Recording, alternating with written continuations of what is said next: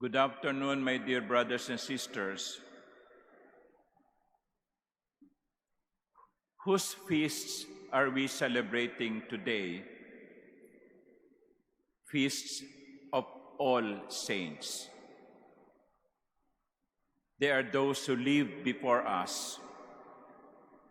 Popes, bishops, priests, religious brothers and sisters, husbands and wives, children, teenagers.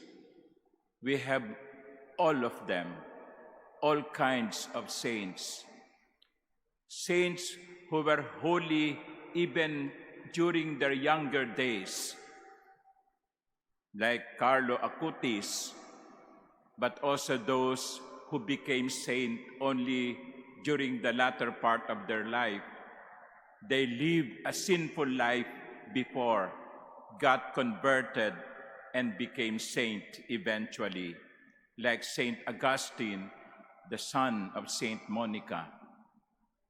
These are the saints that we are celebrating today. But I would like to add and to give importance to the fact that they are not the only ones. Today, we also remember and celebrate the holiness even of your own husband or your own wife or your own parents or your own children and grandchildren, your friends who lived a holy life during their lifetime here on earth. Mga kapatid, ang pinagdiriwang natin ngayon ay hindi lamang mga santo o santa na ang pangalan ay nakatala sa ating liturgical calendar, kundi maging ang ating mga sariling kamag-anak, kapamilya, kaibigan na namuhay ng banal na buhay nung sila'y nandito pa sa lupa at ngayon sila'y nasa piling ng Diyos. Silang lahat ay nagdiriwang ng piyesta ngayon. Silang lahat ay binibigyan natin ng parangal ngayon. Kaya kung ang inyong sariling nanay nung buhay pa ay isang nanay na banal, pwede rin kayong magdasal sa kanya. Sabihin nyo, Nay, ipanalangin mo kami. Kung ang inyong sariling asawa ay naging banal nung buhay pa, lalo na dumaan sa karamdaman sa matagal na panahon, naghirap sa matagal na panahon, pwede nyo sabihin sa kanya, Honey, please pray for me. These are the saints whose feasts we celebrate today. That is why we have an exhibit, not actually an exhibit, but a chapel dedicated to some of our favorite saints. After this Mass, you may come and pray before these images. Pero ang tanong ay ito, bakit natin sila binibigyan ng parangal? Bakit natin sila binibihisan ng mga magagandang damit? Bakit tayo lumililok ng mga larawan o estatwa ng mga santo at santa? Bakit natin sila ipinagpuprosesyon o inaalayan ng bulaklak? Ano ba naman yung maibibigay natin sa kanila na hindi pa naibibigay ng Diyos? Sabi ni Saint Bernard sa reading ngayong araw na ito sa Office of Readings, tanong niya, why should our praise and glorification or even the celebration of this feast day mean anything to the saints? What do they care about earthly honors when their Heavenly Father honors them by fulfilling the faithful promise of the Son? Yun ang tanong ni Saint Bernard. Bakit pa natin sila binibigyan ng parangal? Ganong tinatanggap na nila sa langit ang karangalang mismong ang Diyos ang nagbibigay. Siya rin na rin ang sumagot sa kanyang tanong. Sabi niya, "The saints have no need of honor from us. If we venerate their memory, it serves us, not them. Because calling the saints to mind inspires, or rather arouses in us above all else, a longing to enjoy their company so desirable in itself." Anong sagot ni San Bernardo sa kanyang tanong? Kaya natin sila binibigyan ng parangal. Ito'y hindi para sa kanila, kundi para sa atin. Sapagkat kapag tayo ay nagbibigay pugay sa mga santo at santa, ipinaaalaala sa atin ng kanilang buhay na una, tayong lahat ay tinatawag din sa buhay ng kabanalan. All of us are called to be saints. All of us are invited to live holy life. That is what the saints remind us. Kaya ang pagpapakabanal, hindi lamang para sa mga pari, hindi lamang para sa mga obispo, hindi lamang para sa mga madre. Ang pagpapakabanal ay hindi lamang para sa inyong tatay o nanay na banal nung buhay pa. Ang panawagan sa atin ng mga banal ay ito. Ikaw din ay tinatawag o inaanyayahang mamuhay ng isang banal na buhay. And secondly, why do we venerate the saints? To remind us also, not only that we are called to be saints, it is to remind us also that our true home is heaven.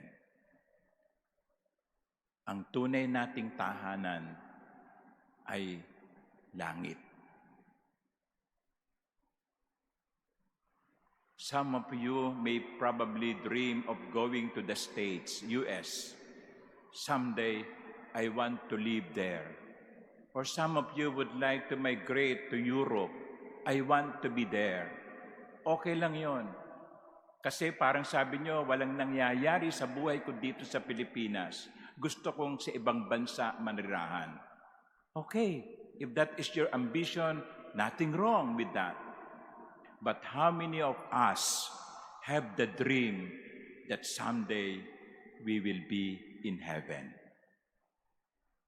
Maybe not tonight, no, nor tomorrow, but is it really our dream to be in heaven?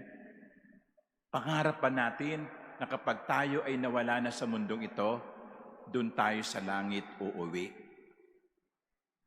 Yan ang ipinapaalaala sa atin ng mga banal. Ipinapaalaala sa atin na tayong lahat ay tinatawag sa buhay ng kabanalan at ang tunay nating tahanan ay walang iba kundi ang langit. Pero ang tanong ay ito, sige, Father, I want to go to heaven.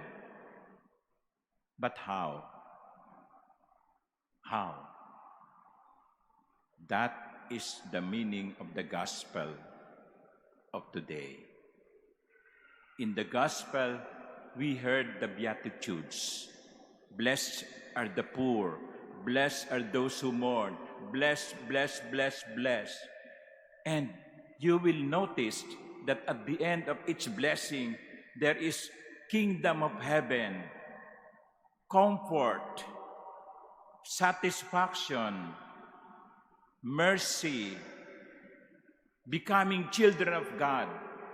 Blessed are those that they will.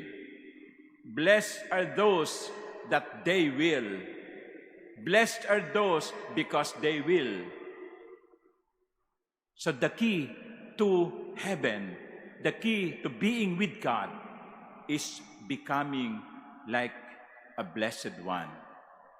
Blessed are those who are poor in the spirit. And here, I will take one example. It's too many for one homily. I'll just take one. It says there, "Blessed are they who mourn, for they will be comforted." There is a promise of comfort to those who are mourning. But mourning for what? Mapapalad ang mga nalulungkot, naghihinagpis, umiiyak. Umiiyak saan? Dahil, bakit? Umiiyak ka dahil hindi ka nanalo nung nakaraang eleksyon? Umiiyak ka dahil malaki ang nagastos mo pero talo ka pa rin? Hindi. Hindi yun ang ibig sabihin ng Panginoon. Umiiyak ka, nalulungkot ka sa ginawa mong kasalanan. You become aware of your own sinfulness. You become aware of how sinful you are. You are aware of your imperfection. You realize, you look at the mirror and you see yourself, what has happened to me? Hindi ako ito eh. Pumangit na ako, dala ng kasalanan. Kapag tayo ay merong sense of sin, hindi yung panatag na sa paggawa ng masama. Kapag tayo ay merong sense of sin, and we are sorry for our sins, then at the end, our mourning will be changed with comfort. Nakokonsensya pa ba tayo? Nakokonsensya pa ba tayo? O nawala na tayo ng sense of sin? Hindi lang naman akong gumagawa niyan eh. Marami naman kami. Marami man tayo. Nawala na sa atin ang namanhid na ba ang ating konsensya? If you want to go to heaven, and we must aspire to go to heaven, live out the Beatitudes. Isabuhay natin ang Ebanghelyong ito. At sa wakas, nandoon ang pangako ng langit. I know, Father, it's not easy. I know. It's not easy to be kind. It's not easy to be merciful. It's not easy not to take revenge. It's not easy to be holy. I know, based on my experience. And that is why there are the saints in heaven who are praying for us. Kaya kapag nahihirapan kayong magpakabait, sabihin nyo, mga banal sa langit, ipanalangin mo ako. And they will do. They will do pray for us. Why? Because they want us to be with them at the end of our lives. All saints in heaven, pray for us.